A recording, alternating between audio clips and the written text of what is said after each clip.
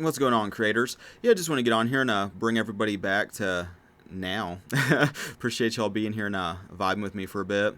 Yeah, today I'd like to continue the conversation on mental diets and hopefully add something positive to your mental diet for today. I got a couple things on the agenda here to talk about. One of which I feel like is a really important concept, and it's something we're doing either consciously or unconsciously in the present moment, and that has to do with expectancy. We can unconsciously be expecting like the worst case scenario to manifest, or like the suffering from the past to be recreated in the present moment, or things to be hopeless, or things going to be worse than it was before. And that's one type of expectancy. You can also have the exact opposite, contrary expectancy, and that's having the expectancy of like the best case scenario manifesting, your life changing for the better manifesting, your hopes and ambitions, your God-given desires to be more and more manifest in your life. And having that kind of expectancy, either one, you're doing that in the present moment. So it's important to kind of start taking inventory of your life, maybe your marriage, your family, your job, all of these things that we have to steward, and looking at maybe the limiting beliefs that pop up, or the assumptions that start to pop up, more importantly, and looking at those assumptions and asking yourself, are these assumptions having a negative kind of expectancy or a positive expectancy? And you can really start to use your inner guidance system and determine that by how you feel about it. It's like if you look at maybe money, for example, are you starting to drift into scarcity? Are you starting to feel anxious about it? Are you starting to feel fear? That's a good sign. Well, it's a sign. I wouldn't say it's good, but it's a sign that you're in a negative expectancy. And part of like the law of assumption is, as you embody the state of consciousness, you start to have that mirrored back to you in your relationships. And that, one of those relationships, it's only ultimately one relationship. It's your relationship with God being mirrored out. But of any of those relationships that are having a negative expectancy, it's pretty easy to start to then let those go and replace those with a positive expectancy, expecting the best case scenario, because God's with you and God is love, and God is not fear and torment and suffering. That's like the absence of love. And so as we start to embody more states of love and form, it's important to start to have an expectancy of a miracle happening, of heaven being manifested in that situation, of God moving in that direction, through that relationship, whatever the relationship is, that relationship with your wife, relationship with your family, relationship with your kids, relationship with your job. All of these are aspects of relationship, of the one relationship, and how you have your faith in those particular aspects of life. And so one of the things you can start to pick up on, though, is if you start to move in a direction of having a positive, and it's all relative, but having a expectancy of like maybe heaven manifesting in that situation is a way to look at it, love manifesting. And now you might feel some inner resistance starting to bubble to the surface of your consciousness, and that inner critic, taking responsibility for that inner critic is very, very important to start to let it go. Part of like some of that hang up is maybe in the past that served a function, but not so much anymore when we're embodying our new identity. Our identity in Christ has a different type of relationship with our inner narratives, our inner conversations, and that is no longer helpful. As a matter of fact, it actually is drawing a lot of the undesirable into our life. And so not only is it kind of stagnating, but it's also unconsciously responsible for a lot of the suffering that we start to endure by having these negative expectancies, by ultimately being repulsive to what our desires actually are, and really desiring in itself is a kind of expectancy, but like changing how we kind of relate to it is another thing. And so we can start to, maybe feel maybe some hope, and then next thing you know, that inner critic starts to come in, and it's like, well, you don't need that hopium, that's just going to hurt you to have that, and so you're trying to keep yourself safe from some sort of danger. But all of that is going on in consciousness. It's not actually manifested. It's just your inner beliefs, your inner conversations you're having in the present moment, which is then ultimately kind of either putting you in a state of consciousness that you don't desire to be in, which is like a hopeless state.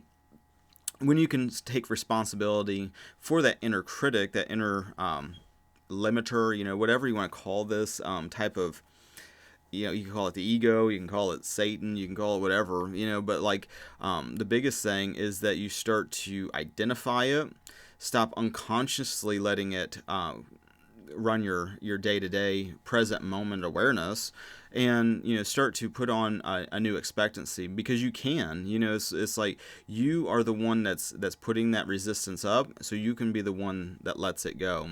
And as soon as you start to take ownership of that, it's really empowering. It lets you really start to use your imagination and feel these these different types of hopeful situations, having a hopeful expectancy starting to become more and more how you're spending the present moment, almost like you're waiting for that next like miracle to happen, that next like kind of synchronicity, that next kind of like God wink or whatever you want to call it, when it's like starting to get more and more aware of like how this relationship is like manifesting more and more so in your life. It's like as far as my opinion goes, it's like the kingdom of heaven as Jesus would describe it. As you're holding that state of heaven on the inside, next thing you know, it starts to manifest more and more so in your day to day, almost effortlessly. It just starts coming together, especially when there's no inner critic that's repulsing that away, that's pushing that away, and you are the inner critic. So it's like, stop blaming some secondary force for why you are experiencing these different things in consciousness, but really give yourself the gift of taking ownership of that inner critic. Kind of ask God, where did this stem from, and what is this about, and why can't you let yourself feel these elevated states in imagination right now? Only you can answer that. As part of this daily practice is you putting these things to the test in your own life. And, you have to be the one that does that, because you're the one that is the critic. I mean, you created that, and so you can start to ask God to help you unravel that, and have an expectancy that will start to unfold. Assume that, embody that new assumption, because part of the whole law of assumption kind of philosophy, I guess, is everything's happening now, and so it's like you can start to embody the new state, whatever that is. If you have a positive, if you have a hopeful expectancy that's unfolding now and now and now, and you're on a bridge of incidents to that fulfillment, it's not looking for the outer external situation to bring the joy, to bring the peace, the whatever emotion. It's the connecting with God within you.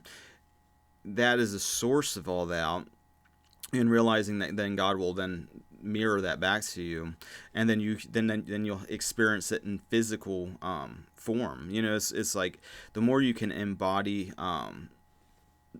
Because you're always experiencing your state of consciousness. You're always experiencing consciousness. Another way to say it, there's, and if you aren't appreciating the mirror, what's coming back to you, it's you can always start to change that in the present, and so one of the first ways to do that is through what you're expecting. You're expecting things to continue to get worse and devolve.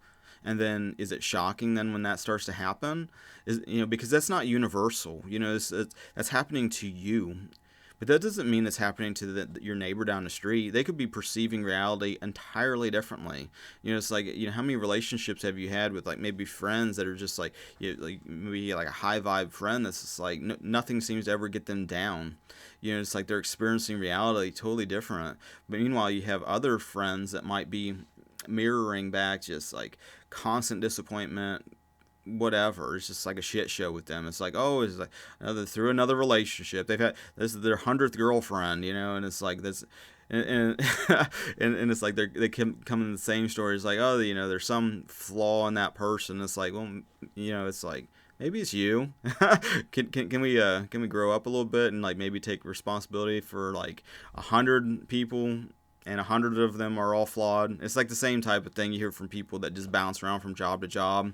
It's like, oh, this manager was a complete asshole, or they just totally didn't see my talent, or whatever story it is. That it's just like, oh, it's like, no, it's your 10th job, and it's like it's always the management's problem. It's like maybe we go inwardly a little bit and self-reflect. Can we take a little bit of self-awareness here, and maybe the problem is not them. It's the same kind of concept, so it's like you can constantly, and you don't have to go far to figure this out, because it's like what's happening now. Like, what is preventing you right now in this moment from feeling like the best you've ever felt, like the most intense level of like joy that you've ever experienced? Why aren't you experiencing that right now? It's like, well, Mike, because the unconscious people. If it wasn't for the unconscious, then then I could be happy. That same kind of like bullshit. It's like that same blaming of others, for like, well, if it wasn't for the unvaxxed, then things could get back to normal. Well, if it wasn't for the how far can we extend that? You do it very far. If it wasn't for this racial group over here, then I could be happy. If it wasn't for the wealthy, then I could be happy. If it wasn't for the damn liberals, then I'd be happy. Whatever binary you want to throw in there. It's the same concept. And you see that just being mirrored all over the place in mainstream culture, But like, once you become more aware of that it's not the other, that it's the quote unquote other, because there's really only God out there. It's like presenting in all these different forms, and the more you work on that relationship, you see that relationship in so many everything's connected, and so it's like, oh, it's like I'm where I'm at in life because of my thinking about things, and my expectancies is a big part of that. I keep expecting like the world to devolve. I keep expecting people to stay divided. I keep expecting things to get worse, not better. All these types of things. These are all kinds of expectancies that you're demonstrating in the present moment. Because we're always just demonstrating our faith in the present moment, and sometimes that's not ideal, but that's okay. You have to keep spinning, treading in the undesirable type of things, but looking at the assumptions that you're working with in the present moment, that's really important, because you can assume that you don't have an inner critic. You can assume you don't have this like this mental limiter, and as you assume that, guess what? It starts to vanish like a puff of smoke. All these things are about what you're assuming, what you're expecting, what you're being in the present moment. And if you don't like it, start shifting your consciousness to what you do want. It's like, because then as you do that, then things will become mirrored back to you that show you that new change in self and that concept of yourself. If you're in the old concept of self, which is like thinks that you're a separate ego, a separate little personality in a body that's separate from everything else.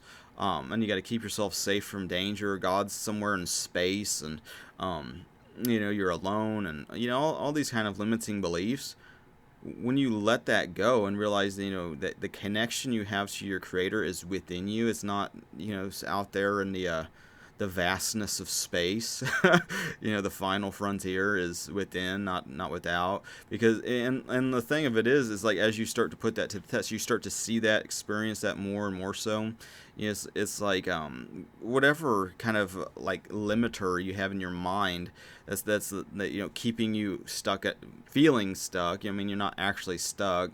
It's all you doing it to you. When you take ownership on that kind of level, it makes it so much easier then to go, oh well, why would I not give myself that then? Why can't I let my imagination run wild for, I don't know, maybe the next 10 minutes and just think about like a heavenly scenario. That could be how the day unfolds. What about it? Maybe not even that, extreme, but like, how can you have the best day of your life so far today? What would that look like? What would that feel like, more importantly? And start to embody that state of consciousness. So much of our desires are pointing us to that feeling, not knowing that it's the feeling that we're after. The old mindset doesn't really know how to create the feelings. It can draw on like some of the past, maybe flow states that we've been in, but like the actual feeling is somewhat illusory. I don't know if that's like the right way to say it. Like it kind of transient. It kind of comes and goes, and not really easy to put your finger on it. A lot of times, we're just trying to feel love in different forms, and when you think of it in that way, it's a lot less triggering, a lot less resistance. It's like, oh, I'm just trying to acquire this maybe milestone because I just want to feel loved by somebody. I just want to feel safe. I just want to feel peaceful. And I think that having this material thing play out, this scenario play out, will bring that. But it's also easy to start going, oh wait, I can experience that in my mind right now, because this fear that I'm creating instead, it is entirely created by me in my mind. And I can choose to think whatever I want to be thinking in my mind. I don't have to have this resistance block in my brain. And by brain, it's just like, talking consciousness, talking mind. We're not talking like an organ, but we're, it's more of that mental kind of conditioning that we're talking about here. But like, as you kind of put on a different kind of expectancy of how the day is going to unfold, because even that's a assumption. Oh, I'm assuming the day is going to unfold in a difficult and stressful way. You could just as well assume today's the day that your life is changing for the better. It's like, this is never going to be the way it was before. That could be how you experience the day unfolding. And why not? Why not put that on today? Put that on, and then embody that. It's already happened. It's already done. Jesus already won. It's like you're supposed to walk in victory, not like you're a victim, which is a big part of this old consciousness is always feeling like they victimized you, or you're a victim of some like secondary force. It's like there's only one force. God's will is the only thing that is actually happening. You can create illusions. You can pretend like that's not real, and then start suffering, and then feeling like, oh, your assumption that there's many forces, and it'll start to mirror that back. But like as you kind of just like obey, like the things that God was like, hey, stop believing there's multiple forces. There's only one God, there's only one thing. Even Jesus said that, like, the most important like command or whatever in the Bible is like, hear, O Israel, the Lord our God is one Lord. It's like, that was like that important. It's like getting out of this false binary, this illusion, of all these separate wills and separate forces, which is the root of like fear, is believing that there's a secondary thing, when the reality is there's only love. Only love is real, and only God's will is constantly being manifested perfectly. And I feel like a lot of that has to do with understanding this dynamic, of like the inner and the outer. I think a lot of it has to do with like the biblical mystery of marriage, that you can start to see these things playing out more and more so if you are married. If you're like a man, you're like supposed to love your wife the way Jesus loves the church. And so there's so many of these spiritual dynamics that are playing out physically in marriages, which is like I feel like why there's a lot of maybe difficulty in like marriages, because like a lot of them are like two egos trying to like come together, instead of like two people spiritually trying to make sense of why is there so much resistance. We're just trying to love each other. What the fuck is all this drama about? And like getting out of like these cycles, especially when you're projecting a lot of your bullshit onto your partner, which can happen frequently, if you drift into these states. But instead, start imagining lovingly for your spouse, your husband or your wife. It's like, ideally, what do you desire for them? It's like, see them happy, see them like at peace, successful in whatever they're trying to achieve, in whatever that is. It's like not everybody wants to be like, some stand on top of this pyramid of like, oh, I'm the goat. It's like, the fuck, goats are kind of just like, what, the ironies, and the symbolic metaphors are so, I find them funny anymore. I mean, it's like, goats are kind of retarded and just destructive. My mom has goats. She loves them, but I mean, I have chickens too. I mean, I have love for the chickens, but I mean, you don't put them on like this gigantic I mean, they have chicken consciousness. It's like they think. It's like they have personalities, but there's differences. Too. I mean, everything has consciousness.